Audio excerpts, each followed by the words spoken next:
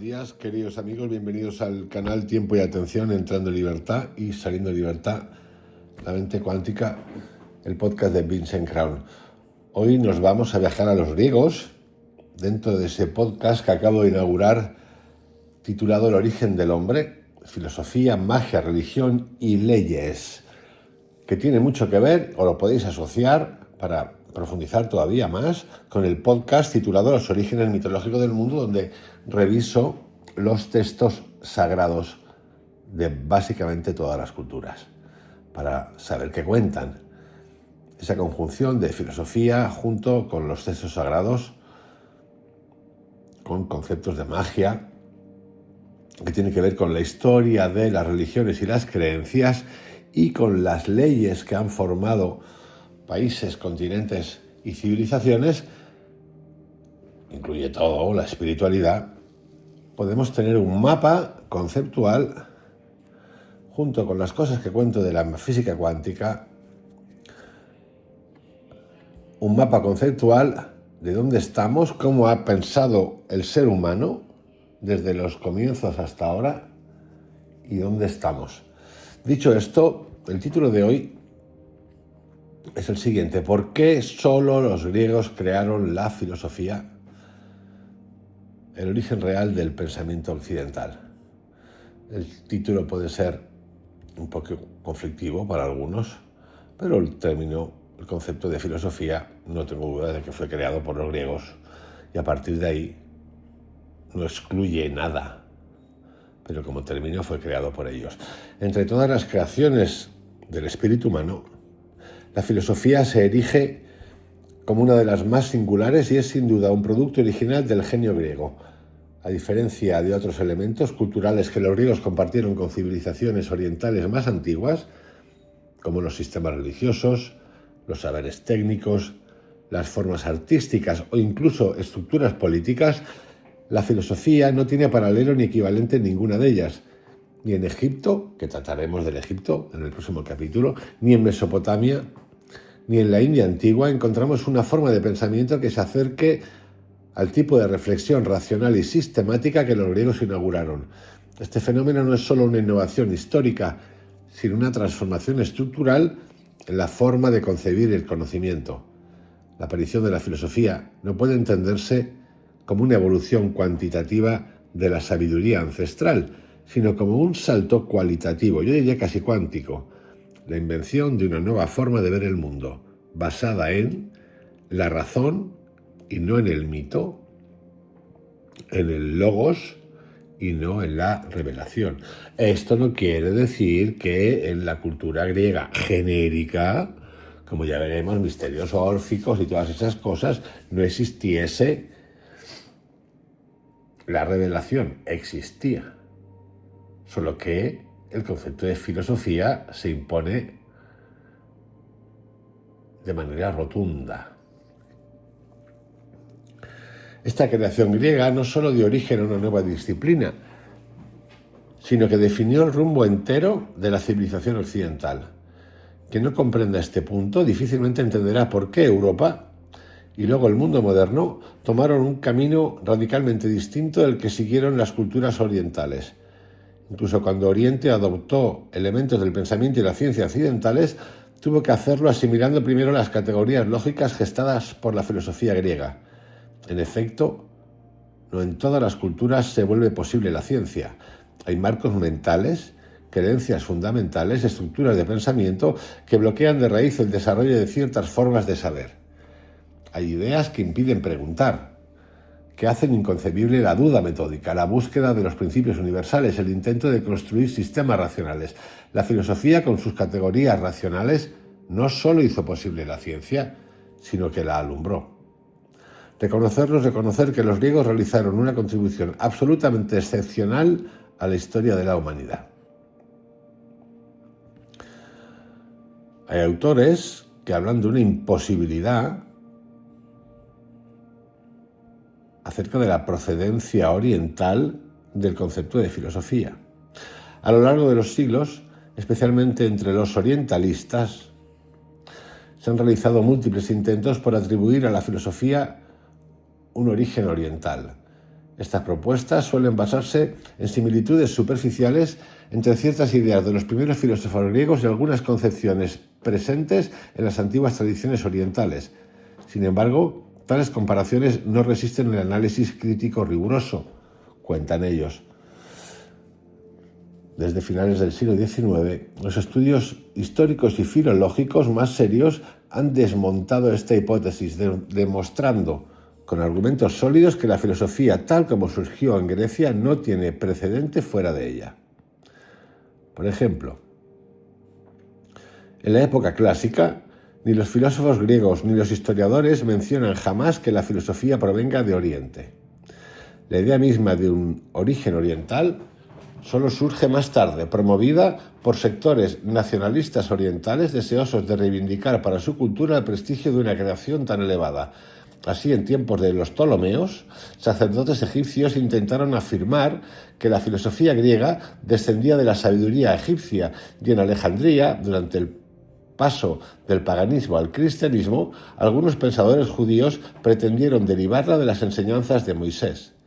Incluso hubo filósofos griegos cristianizados que en momentos de crisis doctrinal quisieron asociar el nacimiento de la filosofía a revelaciones orientales. Pero estas afirmaciones tienen más que ver con estrategias apologéticas o con aspiraciones de legitimidad frente al cristianismo que con datos históricos verificables. B.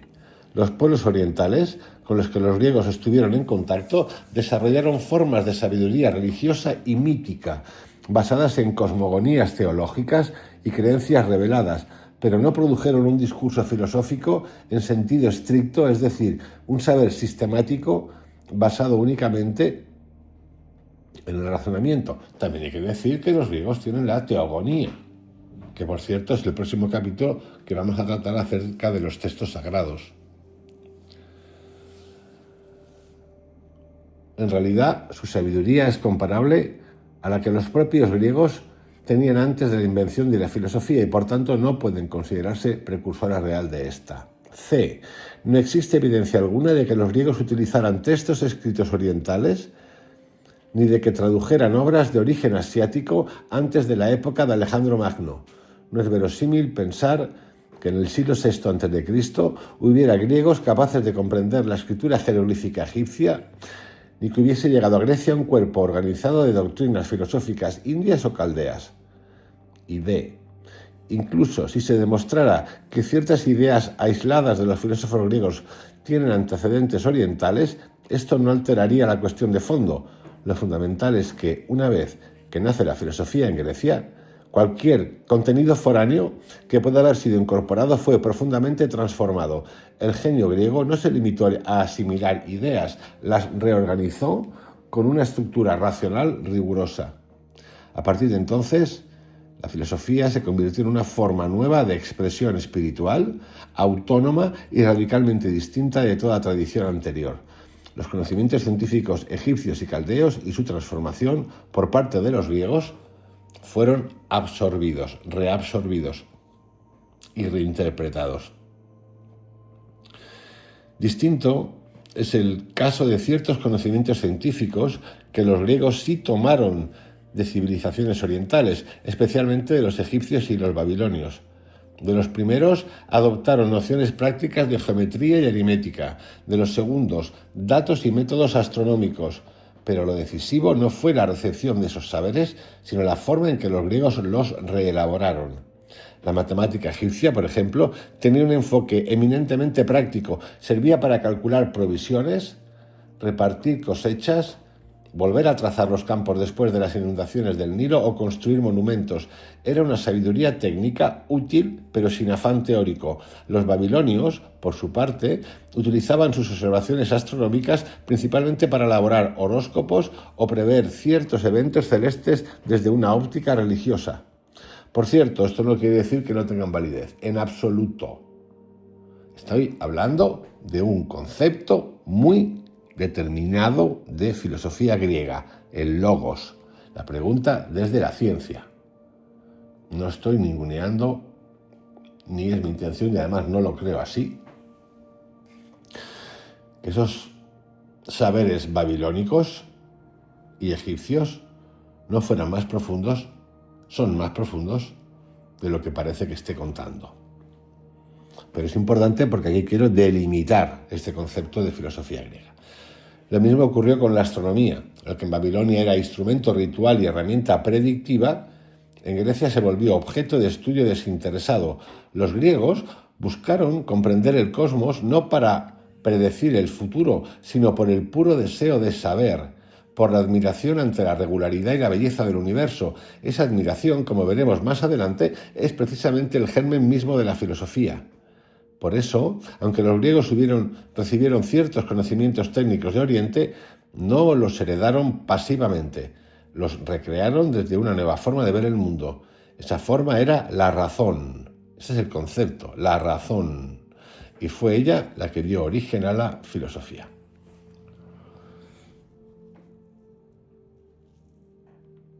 Vamos ahora a las formas vitales griegas que prepararon el nacimiento de la filosofía. Y vamos a ver los poemas homéricos y los poetas nómicos. Los expertos están de acuerdo en considerar que para entender la filosofía de un pueblo y de una civilización es imprescindible referirse a 1. El arte, 2. La religión, 3. A las condiciones sociopolíticas de dicho pueblo. De hecho, el arte más elevado tiende a alcanzar de manera mítica y fantástica, es decir, mediante la intuición y la imaginación, objetivos que también son propios de la filosofía. De forma análoga, la religión aspira a alcanzar a través de representaciones no conceptuales y de la fe determinados objetivos que la filosofía busca alcanzar mediante los conceptos y la razón. Hegel, por ejemplo, considerará que el arte, la religión y la filosofía son las 3 categorías del espíritu absoluto. No menos importantes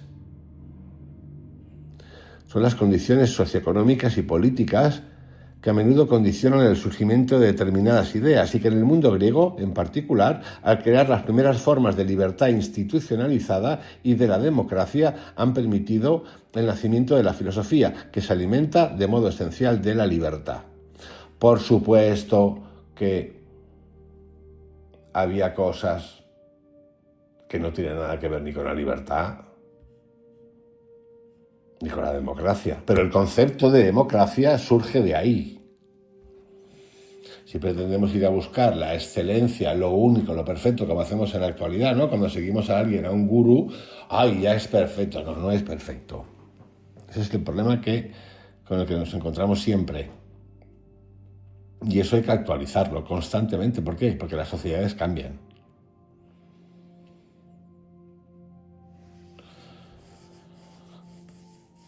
Antes de que naciese la filosofía, los poetas tuvieron una enorme importancia para la educación y la formación espiritual del hombre entre los griegos, mucho mayor que en el caso de otros pueblos.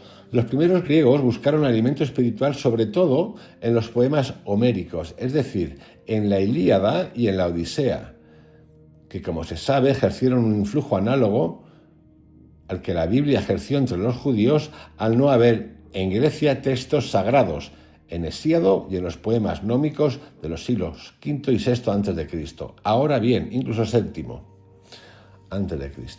Los poemas homéricos contienen algunas particularidades que los diferencian de otros poemas y que se hallan en el origen de otros pueblos y de su civilización. Y ya poseen algunos de aquellos rasgos del carácter griego que resultarán esenciales para la creación de la filosofía.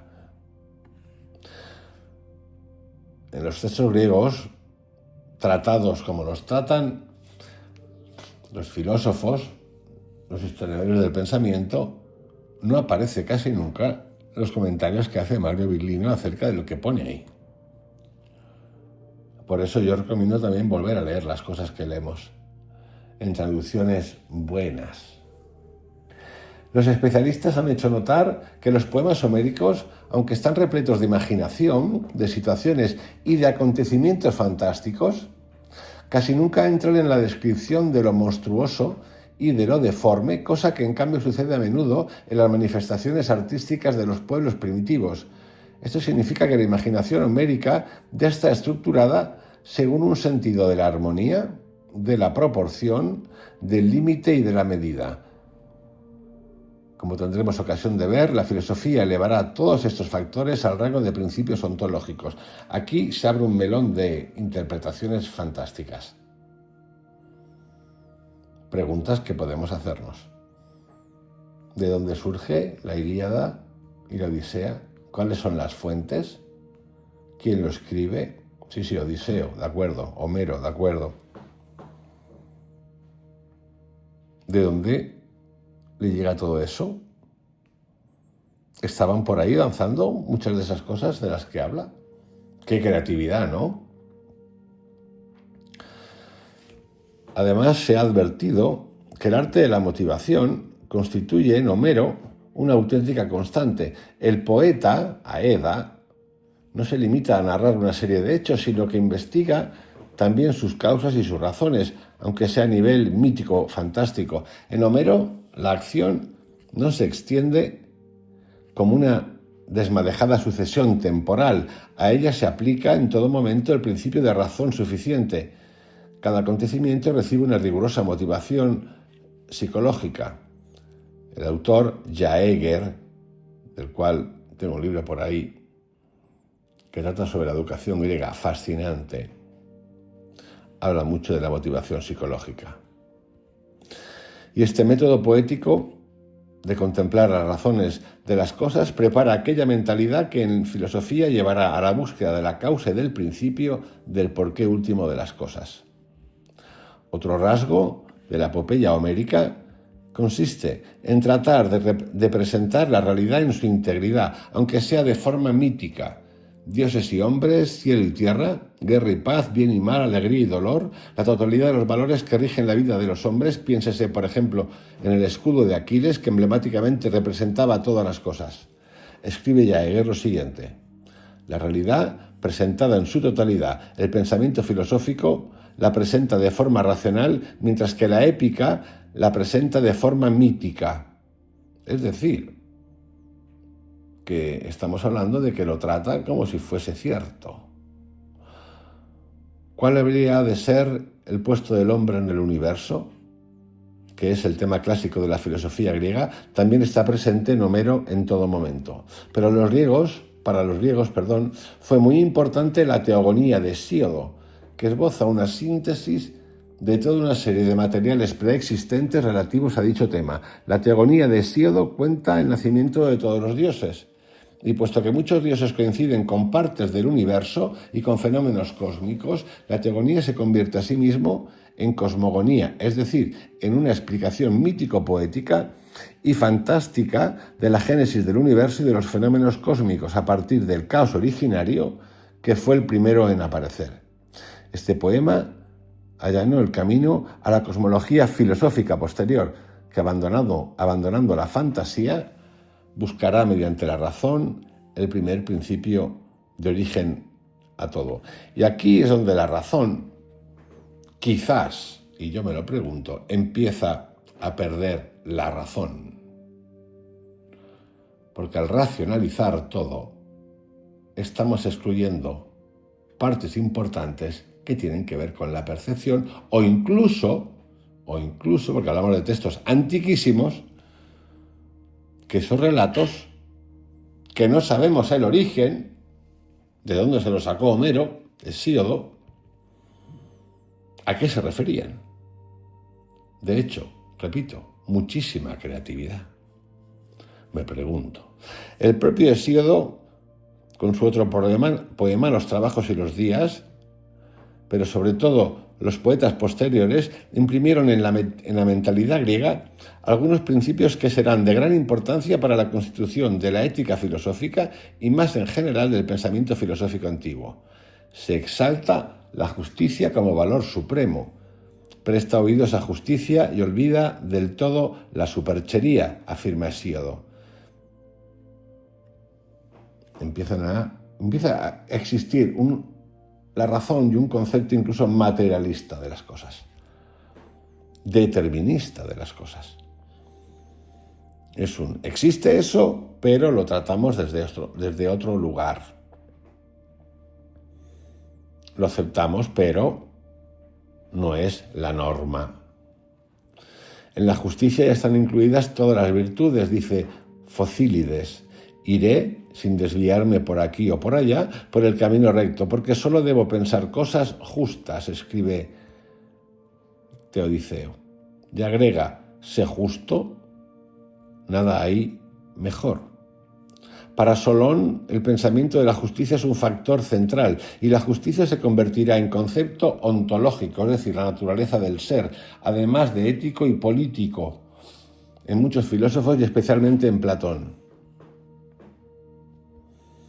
Los poetas líricos también fijaron de modo estable otra noción, el concepto de límite, es decir, del ni demasiado ni demasiado poco, el concepto de la justa medida, que constituye el rasgo más peculiar de la mentalidad griega, y goza de las alegrías y duélete de los males, pero no demasiado, dice Arquifloco.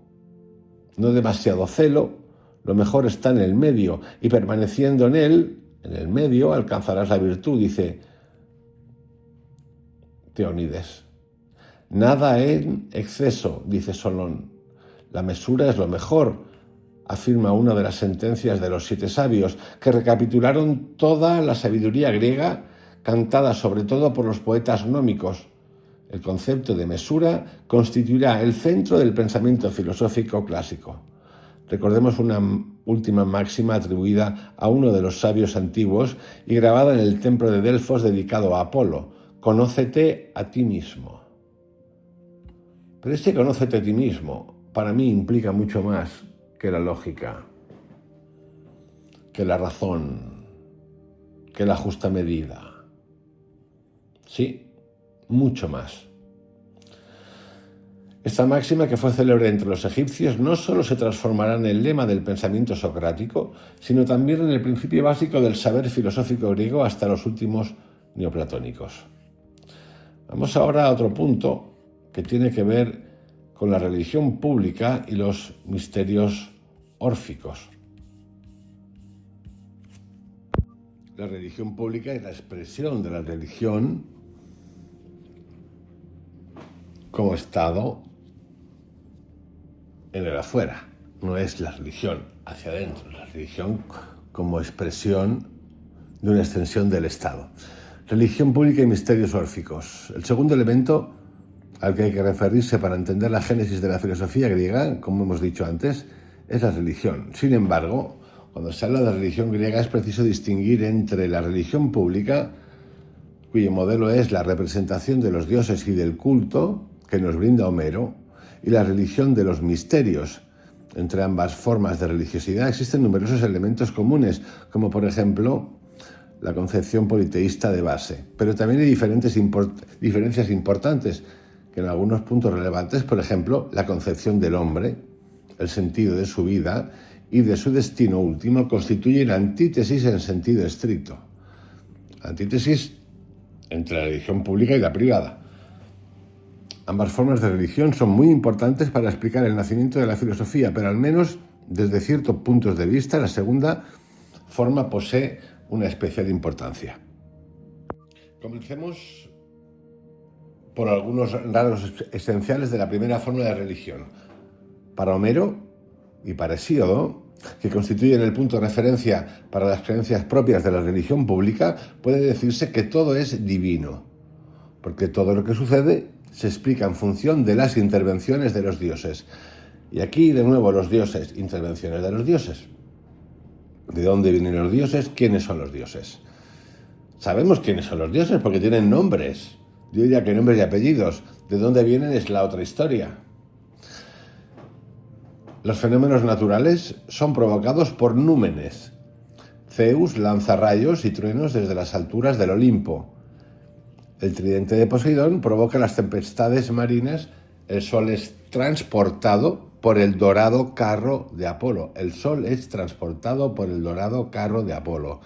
Me diréis si es que cuando habla Mario Virlino no es para que tiemble el suelo que pisamos. Y así sucesivamente. Además, la vida colectiva de los hombres, la suerte de las ciudades, las guerras y las paces son imaginadas como vinculadas a los dioses de un modo no accidental y en ocasiones realmente esencial. Es decir, Lo que ocurre es producto de que los dioses quieren que ocurran porque algo están haciendo los humanos que no sabemos de dónde vienen creados, incluidos los griegos, y estos se encabronan y provocan cosas. ¿Quiénes son, empero, estos dioses? Como han puesto de manifiesto desde hace tiempo los expertos, los que han estudiado esto, estas deidades son fuerzas naturales personificadas a través de formas humanas idealizadas, o bien son fuerzas y aspectos de hombre que han sido sublimados. Aquí entramos ya dioses y héroes, hipostasiados, y han descendido la palabra, repito, descendido, con espléndidas semblanzas antropomórficas. Claro, como decía el otro día Mario Biglino, cuando hablamos de esto, todo el mundo se lo cree, metáfora, no metáfora, pero cuando hablamos de un extraterrestre, el que lo dice es un vainas. Así vamos. Además de los ejemplos antes mencionados, recordemos que Zeus es la personificación de la justicia, Palas Atenea de la inteligencia, Afrodita del amor y así sucesivamente. Estos dioses, por tanto, son hombres amplificados e idealizados y en consecuencia solo difieren de nosotros en cantidad y no en cualidad. Los dioses son como nosotros somos como los dioses. A imagen y semejanza, decían. Aquí sí que hay imagen y semejanza. Porque son unos gañanes igual que nosotros. Amor, odio, cuernos, celos, envidias. Es el otro, Dios, el que era perfecto, el que es perfecto, el que dice, el que nos engaña, que nos dice, a imagen y semejanza mía, pero te pongo órdenes. Y aquí, en realidad, que es lo más cercano a como los dioses, también hay normas, porque ellos son los que ellos tienen un impacto en nuestra vida, en el clima, en la guerra, en el desacuerdo. Debido a ello, los especialistas consideran que la religión pública de los griegos constituye una forma de naturalismo. Consiguientemente, lo que ésta le exige al hombre no es y no puede ser un radical cambio interior, un elevarse por encima de sí mismo. Fijaros qué interesante es esto. Consiguientemente, como es un naturalismo, no puede ser ni le puede exigir al hombre un radical cambio interior. O sea, hablamos de lógica, pero aquí la conciencia queda limitada. No juegues, Prometeo, a ser más que yo. Un radical cambio no puede ser un radical cambio interior, un elevarse por encima de sí mismo, sino por lo contrario, seguir a su propia naturaleza. Es decir, los principios básicos. Todo lo que se pide al hombre es que haga en honor de los dioses aquellos que es conforme a la propia naturaleza. No hay libertad aquí. Que haga en honor de los dioses. Hay que honorificar, honrar a los dioses. Conforme a la propia naturaleza. ¿Que cuál es? La que ya sabéis, la que son los dioses. La primera filosofía griega fue tan naturalista como la religión pública griega, y la referencia a la naturaleza se convirtió en una constante del pensamiento griego a lo largo de todo su desarrollo histórico. Sin embargo, la religión pública no fue sentida por todos los griegos como plenamente satisfactoria, y esto hizo que se desarrollaran unos núcleos restringidos de misterios que poseían creencias específicas, aunque encuadradas en el politeísmo general y prácticas que les eran propias. Los misterios que influyeron sobre la filosofía griega fueron los misterios órficos, sobre los cuales voy a hablar en un momento.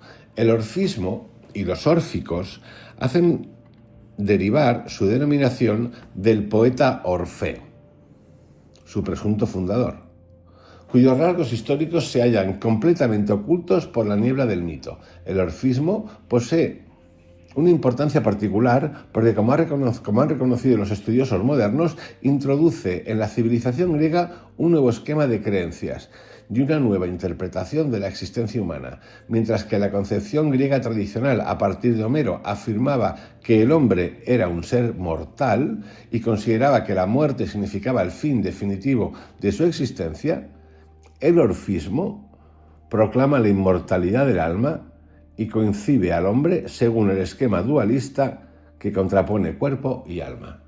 Fijaros, concibe al hombre según el esquema dualista hombre y alma, cuerpo y alma. O sea, se basa en el dualismo, pero a la vez lo convierte en inmortal. El tema de la inmortalidad, tanto los dioses, hablando de Grecia, es medio raro porque hay mortalidad, quieren ser héroes en la tierra para ser reconocidos, pero en realidad también se desprende la inmortalidad. Los dioses son inmortales, más allá de que se ataquen unos a otros. El hombre que consigue trascender de hombre a héroe y que es adoptado por los dioses es inmortal. Está todo bastante entrelazado, no es blanco-negro. Sin embargo, la parte del orfismo es fantástica porque existe en la contradicción. Es dual, pero a la vez es eterna. El núcleo de las creencias órficas puede resumirse del modo siguiente.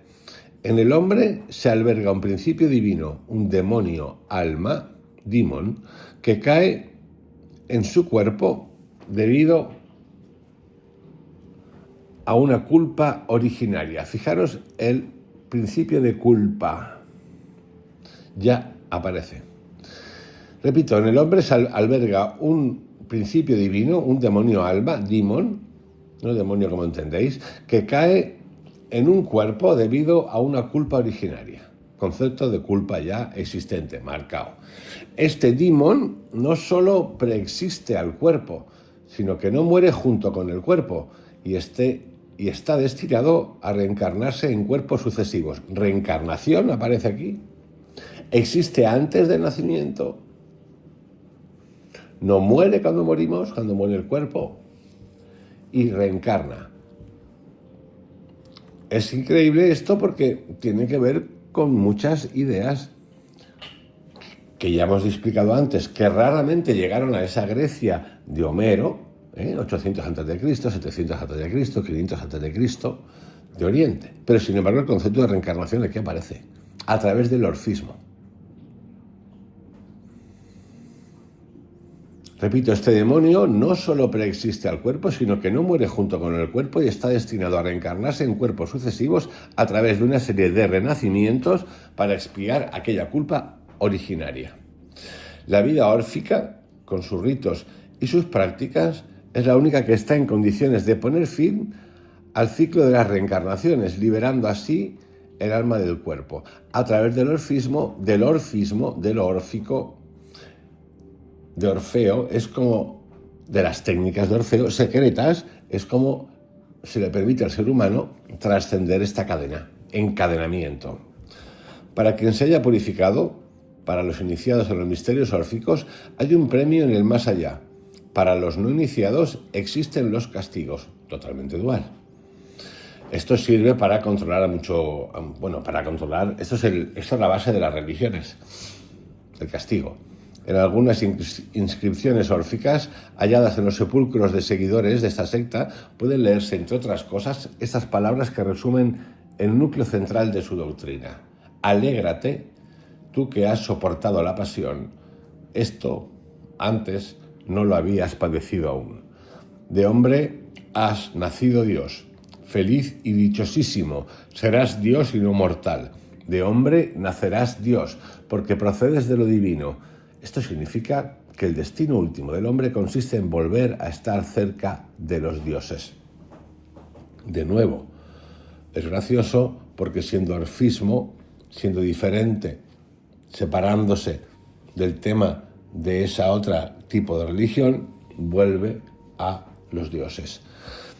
La idea de los premios y de los castigos de ultratumba surgió, como es evidente, para eliminar lo absurdo que a menudo se constata sobre la tierra y que hace que los virtuosos sufran y los viciosos gocen. Como señala Eta Dutz, quizás surge la idea de la reencarnación, metempsicosis, el traslado del alma del cuerpo en cuerpo, como una explicación de por qué sufren aquellos que parecen inocentes. En realidad, si cada alma tiene una vida previa y si existe una culpa original, estas son condenas sacadas de no sé dónde, sinceramente, pero es importante y es interesante que nosotros empecemos a verla, porque de aquí nacemos muchas cosas, y digo, sí, nacemos muchas cosas porque nosotros nacemos aquí, en lo griego. El impacto de lo griego, después de lo romano en nuestras vidas, es brutal en las leyes, en los estados, en la cultura. En realidad, repito, si cada alma tiene una vida previa y si existe una culpa original, nadie es inocente y todos expian culpas de diversa gravedad, cometidas durante las vidas anteriores, además de la culpa originaria. Y toda esta suma de padecimientos en este mundo y en el otro solo es una parte de la larga educación del alma, que hallará su final definitivo en la liberación del ciclo de nacimientos y en el retorno del alma a sus orígenes. Esto podría ser perfectamente hindú, pero no lo es, porque sabemos que no existía esa referencia. Sabemos que no había en esa época, 6-7 siglos antes de Cristo, griegos que tuviesen acceso a esos textos. Que todo puede ser que haya cambiado, pero hasta el día de hoy no. Solo de este modo y en relación con el tiempo cósmico puede realizarse del todo para cada alma la justicia entendida en sentido arcaico, es decir, de acuerdo con la ley, quien haya pecado lo pagará. Es una visión terrible, pero que no es tan terrible porque es la visión que aparece todo el tiempo en todos los textos sagrados de origen del universo y del ser humano de castigo. Es la aceptación del castigo de los dioses.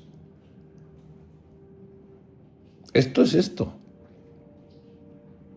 disfrazado de pecado, metempsicosis, reencarnación. Gracias a este nuevo esquema de creencias, estamos en Grecia, El hombre veía por primera vez que en sí mismo se contraponían dos principios, que se hallaban en contraste y en lucha entre sí: el alma, demonio, y el cuerpo, como tumba o lugar de expiación del alma. Aquí es cuando podemos entender en esta dualidad, que para mí es una castaña como una casa, no digo una castaña, sino una interpretación muy sesgada. Hoy en día está cambiando esto, ya ha cambiado esto, ¿no?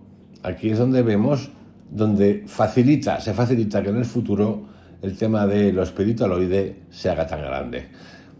Repito, gracias a este nuevo esquema de creencias, el hombre veía por primera vez que en sí mismo se contraponían dos principios que se hallaban en contraste y en lucha entre sí: el alma-demonio, alma, y el cuerpo, como tumba o lugar de expiación del alma.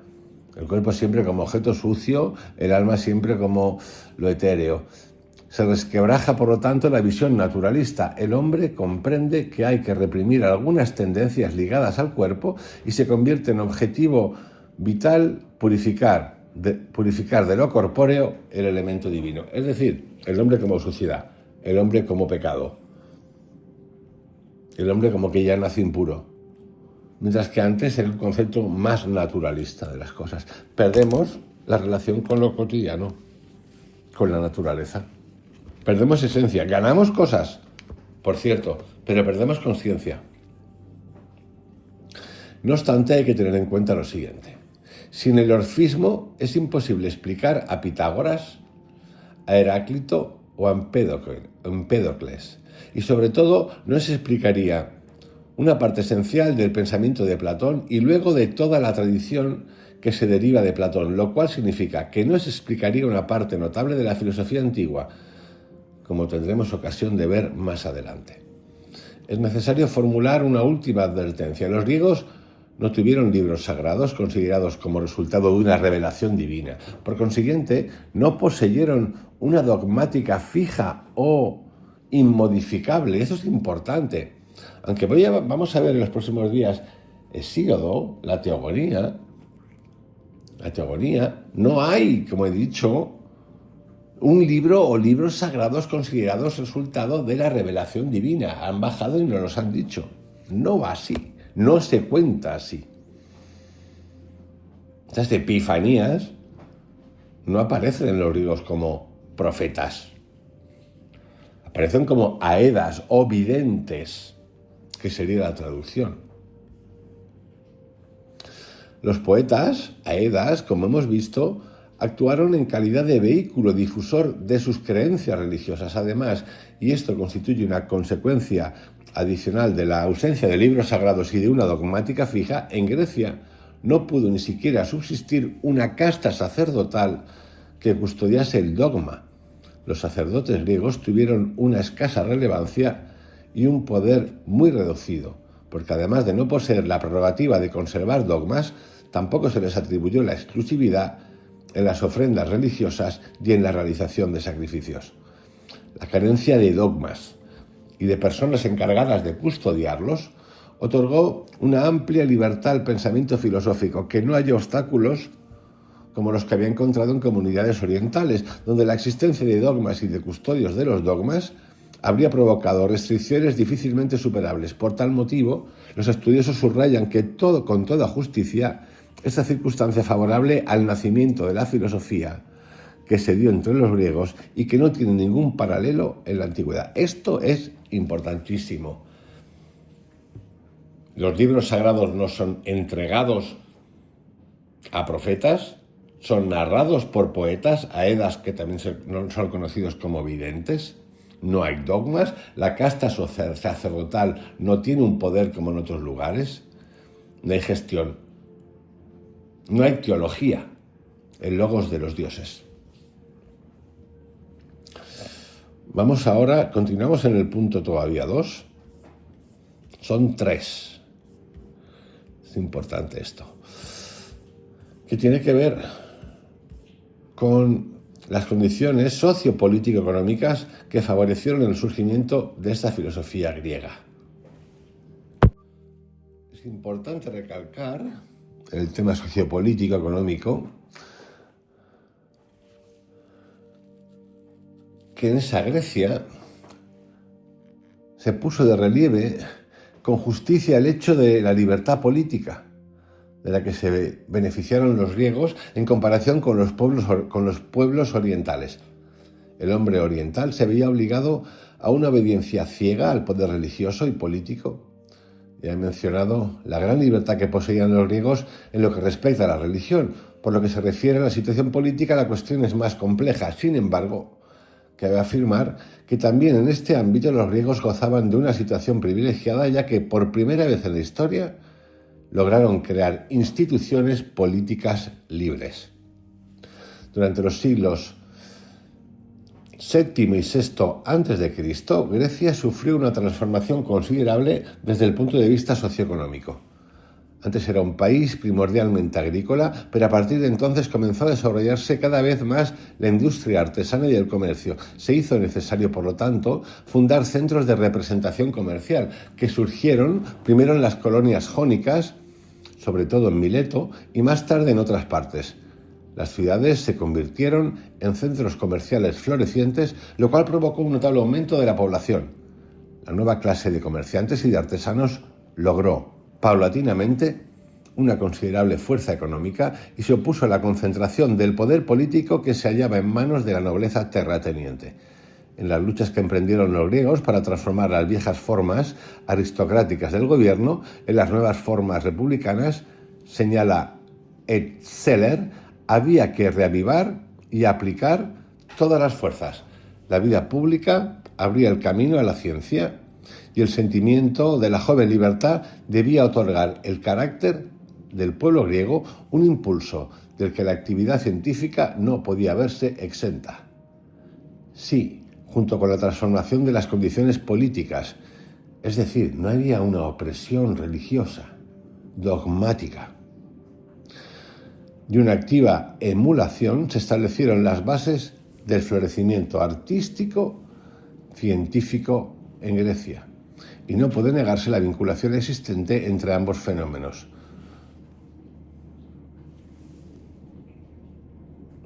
Empero, hay que señalar un hecho muy importante que confirma a la perfección lo que acabo de decir. La filosofía nace en las colonias.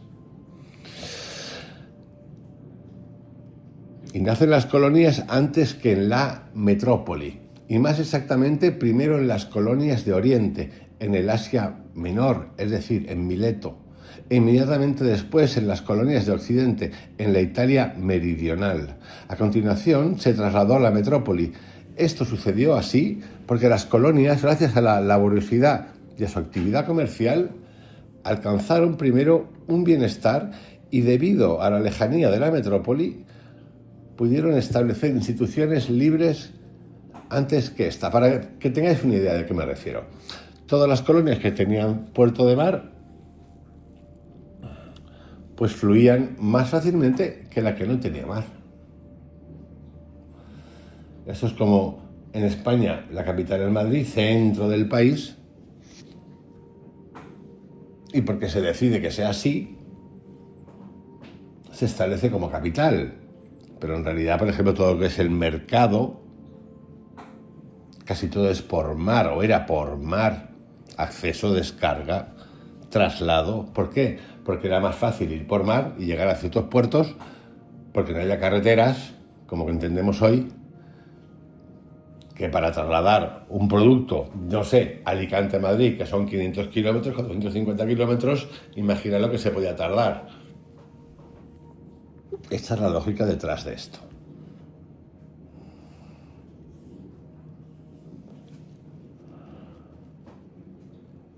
Para poner ya punto y final a este punto, vamos a entrar ahora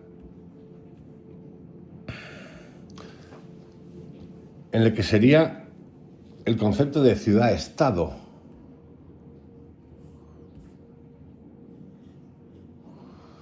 De las colonias emerge la economía, la ciencia y la cultura. De las colonias pasa a la metrópoli. ¿Por qué? Porque gracias a las colonias emerge una laboriosidad y una actividad comercial que alcanzan primero un bienestar y debido a la lejanía de la metrópoli pudieron establecer instituciones libres antes que esta, es decir, que la metrópoli. Es decir, hablamos de microestados. Microestados. Por eso es tan fácil gobernar microestados. Por ejemplo, los nórdicos, pequeños, Noruega. No es igual gestionar 3 millones de personas, 1,5 millones. También es verdad que la naturaleza de la persona puede llevar o hacer que un país sea rico y súper gestionable y fácil de gestionar, como es ese caso, o convertirse en una república bananera, como en otros casos que no quiero ni mencionar. Las más favorables condiciones socioeconómicas de las colonias, junto con los factores señalados en los párrafos antecedentes, fueron los que permitieron que la filosofía surgiese y floreciese en ellas. Luego, una vez que hubo pasado a la metrópoli, alcanzó sus cimas más altas en Atenas, esto es, en la ciudad en la que floreció la mayor libertad de que hayan disfrutado los griegos. Por lo tanto, la capital de la filosofía griega fue la capital de la libertad griega. Queda por mencionar algo importante. Al constituirse y consolidarse la polis, la ciudad, es decir, la ciudad-estado, el griego no consideró que este fenómeno comportase una antítesis o una traba a su propia libertad. Por lo contrario, se vio llevado a tomarse esencialmente a sí mismo como ciudadano. Para los griegos, el hombre llegó a coincidir con el ciudadano mismo. Así, el Estado se convirtió en el horizonte ético del hombre griego y siguió siéndolo hasta la época helenística. Los ciudadanos sintieron los fines del Estado como sus propios fines. Fijaros qué maravilla, esto se ha perdido ya hace tiempo. el bien del Estado como su propio bien, la grandeza del Estado como la propia grandeza y la libertad del Estado como la propia libertad. Si no se tiene presente esto, no se puede entender gran parte de la filosofía griega, en particular la ética y toda la política en la época clásica, y más tarde la compleja evolución de la época helenística. Después de estas indicaciones preliminares, yo creo que ya estamos en condición de hacer frente a la definición de concepto griego de la filosofía, que es el tema último del audio de hoy. Por cierto, es decir, esto no son aseveraciones. Por supuesto que cuando leemos los textos y nos ponemos a estudiar estos textos, los que queráis, no es la perfección absoluta de la democracia, el gobierno del Estado, como ya sabéis, la historia de Grecia empieza con un concepto que tiene un toque hasta romántico, porque lo tiene, sinceramente, y luego, pero sí que encapsula el concepto de libertad, de ciudadano, donde la religión no es nada importante, sino que hay una combinación de orfismo con naturalismo. Yo diría que hasta la religión está sometida a la ciudad-estado, cosa que va a cambiar con el tiempo, porque de Grecia van a surgir nacionalismos brutales, pesadillas, pero como concepto no tengo ninguna duda de que todo empezó ahí. También los historiadores tienen un toque medio romántico cuando hablan de los textos de Homero, Ilíada, Odisea, desde Hesíodo, Teogonía de los dioses, desde un lugar vienen en carros, pero no se preguntan nada más, es que no les da. La ceguera es tal que no les da. Y lo digo con cariño, pero es que no les da. Tiene que venir un tipo como es Mario Biglino y tantos otros que saben manejar los textos originales para decir, ya, pero es que pone eso. Podemos empezar a averiguar, a preguntar. Porque nadie dice de dónde viene. Bueno, sí, de caos.